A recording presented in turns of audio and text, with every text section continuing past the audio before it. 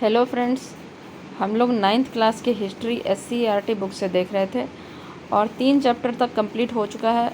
ये चौथा चैप्टर है और इसमें हम लोग देख रहे हैं विश्व युद्धों की इतिहास। इसका 2 वीडियो अपलोड कर दिया गया है जिसमें हम लोग प्रथम विश्व युद्ध को पूरी तरह देख लिए हैं कि उसका क्या कारण रहा था, घटनाक्रम कैसे कैसे शुरू हुआ, ये सब देख चुके थे। इसका अंत भी क्या हुआ और वारसाई की संधि में क्या क्या हुआ, ये सब कुछ हम लोग देख चुके थे। इसका परिणाम क्या रहा, ये सारा कुछ देख लिए थे। अब हम लोगों को देखना था द्वितीय विश्व युद्ध की पृष्ठभूमि तैयार। अब देखते हैं कि द्वितीय विश्व युद्ध की पृष्ठभूमि कैसे कैसे तैयार हुई। तो पिछला जो 2 वीडियो है आप लोग देख के आइए और उसके बाद ये वीडियो आपको ठीक से समझ में आएगा। प्रथम विश्व युद्ध की भयावहता और व्यापकता से लोग आक्रांत थे। सभी राष्ट्र भविष्य में ऐसे किसी युद्ध की कल्पना से बचना चाहते थे। इसके लिए अंतर्राष्ट्रीय संगठन भी बनाया गया, लेकिन वारसाई और पेरिस की संधि ने अगले विश्व युद्ध की पृष्ठभूमि तैयार कर दी थी। अब देखिए कि जिस तरह का प्रथम विश्व युद्ध जितना भयावह हुआ था, जितना भयंकर हुआ था और इसमें जितना क्षति हुआ, इससे लोग बहुत डरे हुए थे और कोई भी इस तरह का दोबारा नहीं चाहता था कि दोबारा इस तरह का युद्ध हो। इसकी कल्पना से भी बचना चाहता था। इसके लिए लोगों ने एक अंतर्राष्ट्रीय संगठन भी बनाया, जो हम लोग पिछले पार्ट में देखे थे कि राष्ट्र संघ बनाया गया था। लेकिन वारसाई तथा पेरिस की संधि हुई थी, वो हम लोग देखे थे कि किस तरीके से 3 राज्यों ने 3 देशों ने मिलकर फ्रांस, ब्रिटेन और अमेरिका ने मिलकर किस तरह से जर्मनी और इन लोगों पर, जितने भी हारे हुए देश थे, उन पर किस तरह से सारा कुछ थोप दिया था। सारा जिम्मेदारी उन्हीं लोगों पे थोप दिया था। तो इस तरीके से यह पृष्ठभूमि धीरे धीरे वारसाई और पेरिस की संधि से ही धीरे धीरे अगले युद्ध का तैयार होने लगा था। लेकिन वारसाई और पेरिस की संधियों ने अगले विश्व युद्ध की पृष्ठभूमि तैयार कर दी थी। जिस तरह से पराजित राष्ट्रों पर निर्णय थोपे गए थे, उनका अपमान किया गया था। इससे यही स्पष्ट था कि अगला विश्व युद्ध होकर रहेगा। तो इन 3 देशों ने, ब्रिटेन, फ्रांस और अमेरिका ने अपने निर्णय को थोपा था। शांति संधि में क्या होता है कि दोनों तरफ से बातचीत किया जाता है। सारे देश, जो 27 देश पहुँचे थे वहाँ, सबकी बात सुनी जाती, किसी की बात नहीं सुनी गई। केवल ये तीनों देश अपने से निर्णय लिया और उसके बाद थोप दिया इन लोगों पे। और जिस तरह से जर्मनी पे बहुत सारा हर्जाना देने के लिए कहा गया था, उससे उसका बहुत अपमान हुआ। इससे यही स्पष्ट था कि अगला विश्व युद्ध होकर रहेगा। यद्यपि इतना शीघ्र इसकी शुरुआत हो जाएगी, इसकी कल्पना शायद किसी को नहीं थी। और यह इतना जल्दी से शुरू हो जाएगा, समझिए कि कब 1939 में फिर से शुरू हो गया था। सितंबर 1939 में, 1 सितंबर 1939 में। इतना जल्दी किसी को लग नहीं रहा था कि ये शुरू हो जाएगा। प्रथम विश्व युद्ध साम्राज्यवाद को समाप्त नहीं कर सका, बल्कि इसकी समाप्ति के उपरांत जो समझौते हुए, उससे साम्राज्यवाद का वेग और प्रचंड हो गया। तो साम्राज्यवाद को ख़त्म करना चाहिए था, तो और यह प्रचंड हो गया और आगे बढ़ गया। सब लोगों ने बांट लिया था कि कौन कौन सा क्षेत्र किसके पास रहेगा। सब विजित राष्ट्रों ने बांट लिया था, आप देखे थे। यद्यपि युद्ध को रोकने के लिए राष्ट्र संघ नामक अंतर्राष्ट्रीय संस्था की स्थापना की गई थी, परंतु यह अपनी आरंभिक छोटी मोटी सफलताओं के बावजूद भी युद्ध को रोकने में सफल नहीं हो सका। तो यह बनाया तो गया था, लेकिन इसका कितना पालन किया गया, यह रोक नहीं सका विश्व युद्ध को। देखते हैं द्वितीय विश्व युद्ध, जो कि 1939 से 1945 तक चला था। पिछला वाला तो 4 साल नहीं चला था, यह देखिए 5-6 साल चल गया। पेरिस के शांति समझौते से असंतुष्ट राज्यों ने 1936 के अंत तक इस व्यवस्था के अंतर्गत अपने कर्तव्यों से स्वयं को मुक्त कर लिया। अब तक वे अपनी क्षतिपूर्ति का दावा कर रहे थे, जिसका अर्थ क्षतिपूर्ति न होने पर केवल युद्ध हो सकता था। इस खतरे के कारण ब्रिटिश सरकार, जो अपनी ओर से निशस्त्रीकरण करके एक उदाहरण प्रस्तुत करना चाहती थी, ऐसा करने का इरादा छोड़ दिया और प्रतिरक्षा के नाम पर शस्त्रीकरण में जुट गई।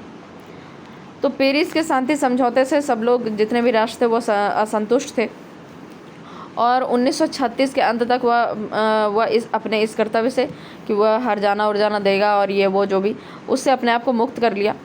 और यही था कि अगर ये जो क्षतिपूर्ति का जो मतलब बात कहा गया इस संधि में, अगर उसको ख़त्म ना किया गया तो दोबारा युद्ध होगा ही, तय बात है। और ब्रिटिश सरकार जो एक निशस्त्रीकरण करना चाहती थी कि अब शस्त्र उस्त्र जो है आगे नहीं बनाया जाएगा, नहीं कुछ किया जाएगा, निशस्त्रीकरण के एक अच्छा उदाहरण प्रस्तुत करना चाहती थी कि वह भी इरादा छोड़ दे, क्योंकि उसको तो समझ में आ गया था कि भाई मतलब दूसरा विश्व युद्ध होने ही वाला है। तो प्रतिरक्षा के नाम पे वह और शस्त्र बनाना शुरू कर दी। राष्ट्रसंघ इन तमाम घटनाओं का मौन और मूक साक्षी बना रहा और अंततः वह घड़ी आ ही गई। द्वितीय विश्व युद्ध के कारणों की चर्चा के क्रम में प्रथम विश्व युद्ध की समाप्ति और पेरिस की संधि से लेकर 1939 तक के घटनाक्रम का उल्लेख प्रासंगिक होगा, जिसकी अपरिहार्य परिणति के रूप में द्वितीय विश्व युद्ध हुआ। यानी कि 1918 से लेकर 1939 तक जो भी मतलब घटना होते रहा, यह सब कारण जो था वह समझिए कि द्वितीय विश्व युद्ध होने का कारण रहा। देखते हैं वार्साय संधि की विसंगतियाँ। द्वितीय विश्व युद्ध का बीजारोपण वार्साय संधि में हो गया था। पेरिस शांति सम्मेलन में ही सिद्धांतों की बातों को विजित राष्ट्र गुप्त संधियों के माध्यम से झुठलाते भी रहे। सोवियत रूस ने गुप्त संधि की शर्तों का भांडा फोड़कर जहां एक और विजित राष्ट्रों की हकीकत को उजागर किया, वहीं पराजित राष्ट्र सत्य से परिचित होकर बौखलाहट से भर गए। अब आगे देखते हैं कि क्या क्या मतलब कि कारण रहा, वो सब हम लोग पढ़ने का कोशिश करते हैं। वचन विमुखता। राष्ट्र संघ के विधान पर हस्ताक्षर कर सभी सदस्य राज्यों ने वादा किया था कि वे सामूहिक रूप से सबकी प्रादेशिक अखंडता और राजनीतिक स्वतंत्रता की रक्षा करेंगे। तो राष्ट्र संघ, देखिए, राष्ट्र संघ को बनाया इसलिए गया था ताकि जितने भी उसके सदस्य राज्य हैं उसका सामूहिक रूप से उसकी अखंडता और उसकी राजनीतिक स्वतंत्रता की वह रक्षा करेगा। मतलब उस पर किसी भी तरह का उसकी अखंडता पर, मतलब उस पर कोई भी कब्जा नहीं करेगा, उसकी राजनीतिक स्वतंत्रता की रक्षा करेगा। अवसर आने पर समस्त राष्ट्र पीछे हटते गए। रूस को सदस्य नहीं बनाया गया। अमेरिका सदस्य बनने से इनकार कर दिया था। चीन जापान की साम्राज्यवादी नीतियों का शिकार होता जा रहा था और इटली अबिसिनिया को रौंदता रहा। देखिए, तय तो यही हुआ था कि जो भी इस राष्ट्र संघ का सदस्य होगा वह किसी भी देश की अखंडता पर प्रहार नहीं करेगा, राजनीतिक स्वतंत्रता की रक्षा की जाएगी। लेकिन धीरे धीरे क्या हुआ, जितने भी समर्थ राष्ट्र थे, बड़े बड़े राष्ट्र थे, वह इसकी सदस्यता को त्यागने लगे, पीछे हटने लगे। रूस जो था वह सदस्य कभी बनाया ही नहीं गया उसको। अमेरिका जो सदस्य बनने से इनकार कर दिया कि हम सदस्य बनेंगे ही नहीं। और जापान जो था वह चीन पर साम्राज्यवादी नीति वह चीन के साथ लड़ाई करते जा रहा था, अपना साम्राज्य को फैलाते जा रहा था। इटली भी अबिसिनिया को रौंदता जा रहा था, अबिसिनिया को उपनिवेश बनाया जा रहा था। फ्रांस चेकोस्लोवाकिया के विनाश में सहायक हुआ। फ्रांस जो था वह चेकोस्लोवाकिया का विनाश कर दिया। हिटलर चेक राज्यों को हड़पता रहा और ब्रिटेन तथा फ्रांस देखते रहे।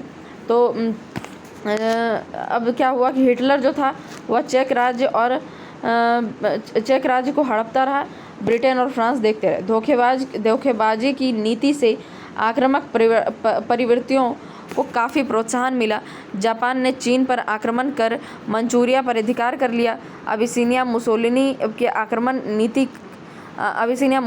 आक्रमण नीति का शिकार हुआ। मुसोलिनी का करते देख हिटलर ने ऑस्ट्रिया और चेकोस्लोवाकिया पर धावा बोल दिया। उसने पोलैंड पर भी चढ़ाई कर दी और इसके साथ ही द्वितीय विश्व युद्ध आरंभ हो गया। अब देखिए कि ब्रिटेन का जो काम था वह उसमें से कोई भी काम कुछ नहीं हो रहा था, साम्राज्यवाद ख़त्म नहीं किया जा रहा था और बढ़ता ही जा रहा था। मतलब सब कुछ ना कुछ ऐसी हरकतें कर रहे थे जिससे ऐसा लग रहा था कि विश्व युद्ध होगा ही, क्योंकि कोई राष्ट्र संघ की जो बात थी जिस पर सभी सदस्यों ने हस्ताक्षर किया था, कोई उस बात को मान नहीं रहा था। कुछ लोग जो बड़े बड़े राष्ट्र थे, जो मतलब कि शक्तिशाली राष्ट्र थे, वह उससे पीछे हटते जा रहे थे। रूस उसका सदस्य ही नहीं बना, अमेरिका ने सदस्य बनने से इनकार कर दिया। जापान जो था चीन पर अपना साम्राज्य फैलाता जा रहा था। फ्रांस चेकोस्लोवाकिया को विनाश कर दिया। उसके बाद हिटलर चेक राज्य को हड़पता रहा। ब्रिटेन और फ्रांस उसको देखते रहे, कोई कुछ नहीं कर सका। इटली जो था अबिसिनिया पर अधिकार करता चला गया। मुसोलिनी जो था उस पर अबिसिनिया पर आक्रामक नीति अपनाया। तो इस तरीके से धीरे धीरे सब जो राज्य था वह वही साम्राज्यवादी नीति चल रही थी। कोई पोलैंड पर अधिकार कर रहा था, उसने पोलैंड पर भी चढ़ाई कर दी। मतलब कि मुसोलिनी सफलता प्राप्त करते देखकर हिटलर ने ऑस्ट्रिया और चेकोस्लोवाकिया पर धावा बोल दिया। ऑस्ट्रिया और चेकोस्लोवाकिया पर भी धावा बोल दिया और उसने पोलैंड पर भी चढ़ाई कर दी। इसके साथ ही द्वितीय विश्व युद्ध आरंभ हो गया। तो पोलैंड पर जब चढ़ाई की तो उसके साथ ही क्या हुआ, द्वितीय विश्व युद्ध शुरू हो गया। आगे देखते हैं गृह युद्ध। गुटबंदी और सैनिक संधियां भी द्वितीय विश्व युद्ध के लिए जिम्मेवार थी। तो गुटबंदियां तो हो ही रहा था, मतलब गुटबाजी पिछले वाले में भी हम लोग देखे थे, प्रथम विश्व युद्ध में गुटबाजी चल रहा था और इधर भी गुटबंदी चलते रहा। शांति बनाए रखने के नाम पर यूरोप में अनेक संधियां हुई, जिसके परिणाम स्वरूप यूरोप पुनः दो गुटों में बट गया। एक गुट का नेता जर्मनी बना और दूसरा गुट का नेता फ्रांस बना। इस गुटबंदी के पीछे सैद्धांतिक समानता और हितों की एकता थी। तो सब लोग गुटबंदी कर रहे थे यह कह के कि हम एक दूसरे के लिए मतलब एक दूसरे को सुरक्षा देंगे और एक दूसरे की सुरक्षा के लिए आगे रहेंगे। इस चक्कर में दो गुट बनने लगा, फ्रांस और जर्मनी। एक गुट जर्मनी का बना और एक गुट फ्रांस का बना। जर्मनी का गुट इसलिए बना कि भाई हम जर्मनी को मतलब द्वितीय विश्व युद्ध या आगे जो भी युद्ध होगा उससे बचाएंगे। दूसरा गुट बना कि फ्रांस को बचाने के लिए। तो इस तरीके से गुटबाजी होना शुरू हो गया। इस गुटबंदी के पीछे सैद्धांतिक समानता और हितों की एकता थी, मतलब समान हित को लेकर सब गुट बनाए जा रहे थे। इटली, जापान और जर्मनी एक सिद्धांत फासिज्म में विश्वास रखते थे और उनकी नीति भी समान रूप से प्रसारवादी थी। उनका नीति क्या था, अपना प्रसार किया जाए। इटली, जापान और जर्मनी की बात है। ये राष्ट्र वार्साई की संधि से क्षुब्ध थे और हर हाल में थोपी गई शर्तों से मुक्ति चाहते थे। ये जो इस इटली, जापान और जर्मनी स्पेशली वार्साई की संधि से सबसे ज़्यादा परेशान था हुआ और वह मतलब कि वह इस थोपी गई शर्तों से मुक्त होना चाहता था। इसके विपरीत फ्रांस, चेकोस्लोवाकिया, पोलैंड इत्यादि देश के हित एक थे, क्योंकि उन्हें वार्साई की संधि से बहुत लाभ हुआ था और वे हर हाल में उसे कायम रखना चाहते थे। तो यह जो फ्रांस और चेकोस्लोवाकिया, पोलैंड, ये सब, पोलैंड तो देखे थे आप स्वतंत्र हो गया था, चेकोस्लोवाकिया को भी अपना राष्ट्र मिल गया था। तो इन लोगों को बहुत लाभ हुआ था, इसलिए वह चाहता था कि यह जो संधि हुआ है यह वैसे ही बना रहे, उसको कायम रखना चाहते थे। इंग्लैंड शुरू में इस गुट में शामिल नहीं था, लेकिन परिस्थितिवश उसे भी गुट में सम्मिलित होना पड़ा। रूस तब तक अछूता था, दोनों गुट उसे संदेह की नज़र से देखते थे, लेकिन परिस्थितिवश जर्मन ने रूस की ओर हाथ बढ़ाया।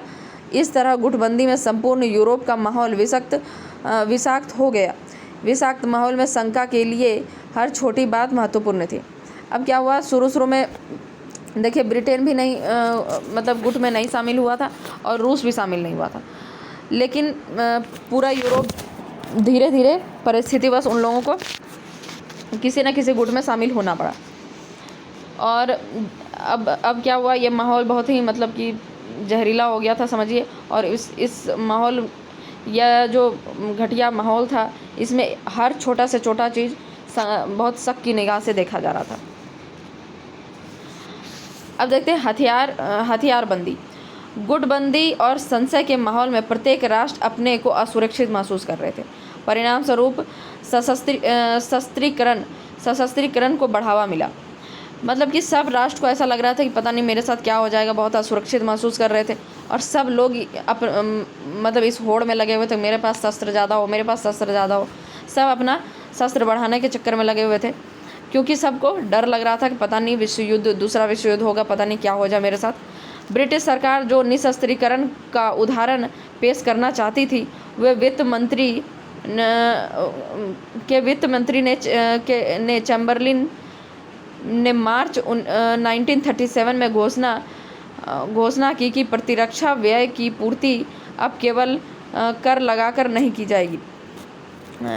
उसने इस प्रायोजन के लिए 40 करोड़ पाउंड का ऋण लेने तथा 5 वर्ष की अवधि में प्रतिरक्षा पर 1.5 अरब पाउंड व्यय करने का प्रस्ताव किया।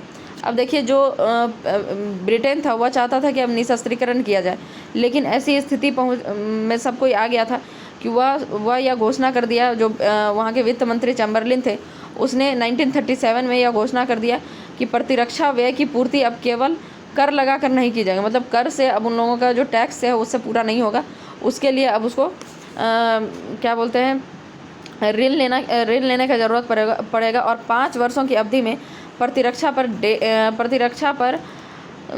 कितने अरब 1.5 अरब पाउंड व्यय किए जाएंगे। तो इतना मतलब, और वह व्यय करने पे जहां वह निशस्त्रीकरण करना चाहता और वह बढ़ा दिया। प्रधानमंत्री बाल्डविन ने इन प्रस्तावों का समर्थन यह कहकर किया कि इनका उद्देश्य आक्रमण को रोकना है। प्रत्येक देश का रक्षा बजट बढ़ रहा था और नए नए हथियारों से प्रत्येक राष्ट्र अपनी सेना को सुसज्जित कर रहा था। नौसेना और वायुसेना पर जोर दिया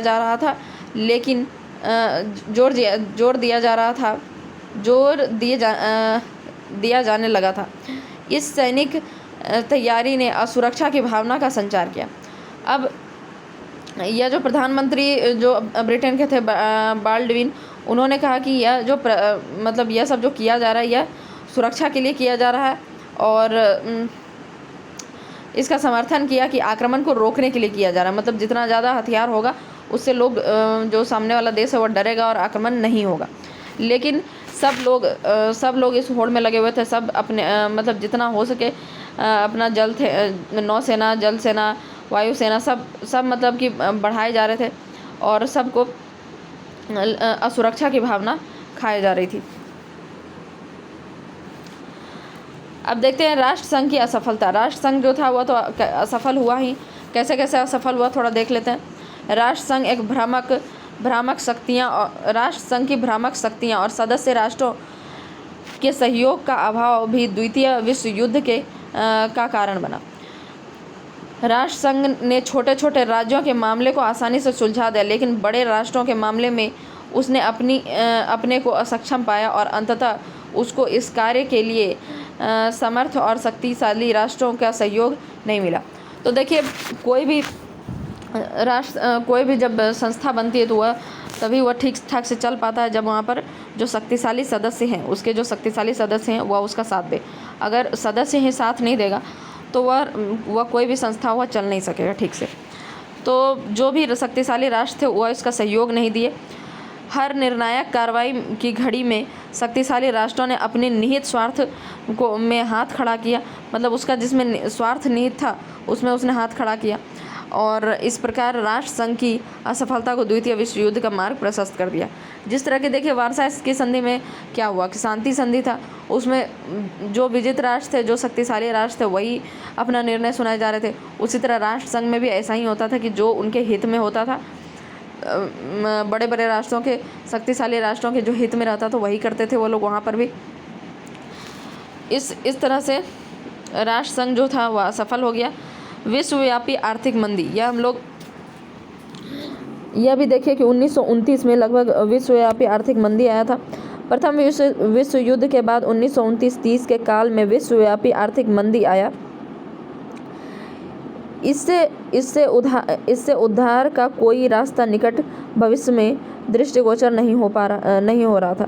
1931 में यह अपनी चरम सीमा पर पहुंच गई। 1929 के शरद काल में अमेरिका से यूरोप को ऋण मिलना बिल्कुल बंद हो जाना इस संकट की प्रथम अंतर्राष्ट्रीय अभिव्यक्ति थी। इसके बाद से ही सारे विश्व में क्रय शक्ति का ह्रास हुआ, जिसका परिणाम स्वरूप कीमतों में व्यापक और अनिष्टकारी गिरावट हुई। बेकारी के आंकड़े हर देश में दिन दूनी चार चौगुनी बढ़ रहे थे। तो यह विश्वव्यापी आर्थिक मंदी हुआ था। देखिए जब विश्व युद्ध हुआ तो उसके बाद सब पूरे यूरोप का मतलब एकदम खस्ता हालत था, वहाँ का आर्थिक स्थिति एकदम कमज़ोर पड़ गया था। वैसी स्थिति में क्या था कि अमेरिका उस समय मतलब उन लोगों से ज़्यादा सफल था। तो अमेरिका आर्थिक रूप से कहें या सैनिक दृष्टि से, दोनों ही दृष्टि से वह ज़्यादा संपन्न हो गया था यूरोप से। इसलिए अमेरिका जो था इन लोगों का मदद कर रहा था, फिर से इन लोगों को मतलब यह जो गिरावट आया था इनके आर्थिक स्थिति में उसके उत्थान के लिए वह कार्य कर रहा था, उसको ऋण दे रहा था। लेकिन जब 1929 में आर्थिक मंदी आ गया तो उस समय अब पूरे विश्वव्यापी आर्थिक मंदी आया तो उस समय वह क्या करता, अमेरिका ने जितने लोगों को ऋण दिया हुआ था सब सारे यूरोप वासियों से ऋण लेना शुरू कर दिया। मतलब यूरोपीय देशों से वह ऋण लेना शुरू कर दिया कि भाई हमको अब मेरा ही देश में हमको संकट दिख रहा है तो तुम लोग हमको ऋण दो। तो उधर से भी अब उन लोगों को कोई भी मतलब यूरोप को ऋण मिलना बिल्कुल ही बंद हो गया था। अब देखते हैं नवीन विचारधाराओं में हिटलर एवं मुसोलिनी का उदय। हिटलर एवं मुसोलिनी का नाम, हिटलर का तो आप बहुत सुने होंगे, मुसोलिनी इटली का था। दोनों के बारे में थोड़ा जानते हैं। प्रथम विश्व युद्ध के बाद यूरोप में नाजीवाद और फांसीवाद का उदय हुआ। तो यूरोप में दो वाद यानी कि नाजीवाद और फांसीवाद का उदय हुआ। नाजीवाद क्या था, हिटलर का जो सिद्धांत था वह मतलब हिटलर की पार्टी नाजी पार्टी का नाजीवाद था, और दूसरा कौन था, फांसीवाद, जो कि मुसोलिनी का था। इन नए सिद्धांतों के आधार पर जर्मनी में हिटलर के नेतृत्व में नाजी सरकार बनी और फांसीवाद के सिद्धांत के आधार पर मुसोलिनी के नेतृत्व में इटली में सरकार बनी। तो नाजी पार्टी हिटलर का और फांसी पार्टी किसका था, वह इटली की सरकार बनी वहाँ पर। ये दोनों सिद्धांत राष्ट्र के गौरव और शक्ति पर बल देते थे। फलतः इन दोनों राष्ट्रों ने दूसरे राष्ट्रों पर आक्रमण करना शुरू कर दिया, जिससे विश्व युद्ध की परिस्थिति पैदा हुई। अब ये दोनों जो सिद्धांत था, नाजीवाद सिद्धांत का या फांसीवाद सिद्धांत है, दोनों ऐसे सिद्धांत थे जो अपने राष्ट्र के गौरव, उसकी शक्ति पर ज़्यादा बल देते थे, राष्ट्रवाद पे ज़्यादा बल देते थे। इस तरह के सिद्धांत की वजह से फलतः इन दोनों राष्ट्रों ने मतलब दूसरे राष्ट्रों पे अधिकार करना शुरू कर दिया, अतिक्रमण करना शुरू कर दिया उन लोगों पे। तो इस तरीके से धीरे धीरे विश्व युद्ध का परिस्थिति पैदा होना शुरू हो गया था। इन दोनों राष्ट्रों ने राष्ट्रीय गौरव के लिए साम्राज्यवादी लिप्सा को ही आधार बनाया। अब राष्ट्र के गौरव के लिए मतलब अपने राष्ट्र को सबसे बड़ा बनाने के लिए उसको सबसे सही क्या लगा, साम्राज्यवादी लिप्सा ही उसको, मतलब साम्राज्य को बढ़ाते जाओ, यही उन लोगों को सबसे बड़ा गौरव लग रहा था। जापान, जर्मनी और इटली अपने साम्राज्य का विस्तार कर अपनी आर्थिक परेशानियों को दूर करना चाहते थे। अब जापान भी आप देख रहे थे उधर चीन को साम्राज्यवादी नीति, मतलब चीन में अपना साम्राज्य फैलाता जा रहा था, इधर इटली और जर्मनी भी, और अपने राष्ट्र का नाम गौरवान्वित करना चाहते थे। मतलब इसी तरह से साम्राज्य फैला के अपने राष्ट्र का नाम गौरवान्वित करना चाहते थे। जापान 19वीं शताब्दी के अंत तक एक शक्तिशाली और औद्योगिक देश बन चुका था। जापान क्या था, 19वीं शताब्दी के अंत तक एक शक्तिशाली और औद्योगिक देश बन चुका था। प्रथम विश्व युद्ध के पश्चात उसे भी प्रादेशिक लाभ हुआ, लेकिन उसके लिए उपनिवेश निहायत जरूरी हो गया था, जिसके कारण वह अपने साम्राज्य के विस्तार के लिए कोशिश करने लगा। तो हुआ क्या, जापान तो मतलब अपने साम्राज्य को बढ़ाते बढ़ाते हुआ बहुत ही ज़्यादा आर्थिक रूप से बहुत सशक्त हो चुका था, औद्योगिक देश बन चुका था। हालांकि उसको प्रथम विश्व युद्ध में जो पेरिस का संधि हुआ उसमें उसको बहुत फ़ायदा हुआ था, लेकिन फिर भी उसको उपनिवेश चाहिए था, क्योंकि उसका भी औद्योगिक देश बन गया था, यानी कि वहाँ पर भी उद्योग बहुत सारे बन गए थे और उसको भी संसाधन चाहिए था, बाजार चाहिए था। अपने साम्राज्य के विस्तार के लिए कोशिश करने लगा। 1931 में उसने चीन पर आक्रमण कर उसके एक क्षेत्र मंचूरिया पर कब्जा कर लिया। उसका एक क्षेत्र था चीन का, मंचूरिया पर उसने कब्जा कर लिया। उसका यह आक्रमणकारी अभियान चलता रहा और वह जर्मनी एवं इटली का सहयोगी बनकर द्वितीय विश्व युद्ध में बर्मा इत्यादि को जीतता हुआ भारत पर भी आक्रमण करने की योजना बनाने लगा। तो वह धीरे धीरे क्या था कि वह जब द्वितीय विश्व युद्ध हुआ तो वह सब बर्मा वर्मा इन सब चीज़ों को जीतते हुए क्या कर रहा था, धीरे धीरे भारत में भी भारत में भी वो आक्रमण करने वाला था। इस तरह जर्मनी, इटली और जापान की साम्राज्यवादी महत्वाकांक्षा द्वितीय विश्व युद्ध का कारण बनी। तो यह तीनों जो राष्ट्र थे, जर्मनी, इटली और जापान, इन लोगों का साम्राज्यवादी जो लिप्सा थी उसके कारण, साम्राज्य बढ़ाने का जो महत्वाकांक्षा था उसके कारण उन लोगों का यह द्वितीय विश्व युद्ध शुरू हुआ। देखते हैं तुष्टीकरण की नीति क्या है। इंग्लैंड की तुष्टीकरण की नीति बहुत हद तक द्वितीय विश्व युद्ध के लिए जिम्मेवार थी। पश्चिमी पूंजीवादी देश साम्यवादी रूस से नफरत की दृष्टि से देखते थे। वे चाहते थे कि हिटलर किसी भी तरह सोवियत रूस पर हमला कर दे, जिससे दोनों कमज़ोर हो जाए और तब वे हस्तक्षेप करके दोनों शक्तियों को बर्बाद कर देंगे। इसलिए शुरू में पश्चिम के राष्ट्र हिटलर की मांगों को स्वीकार करते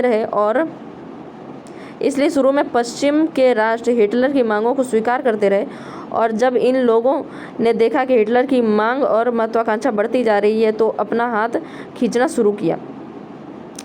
तब तक देर हो चुकी थी।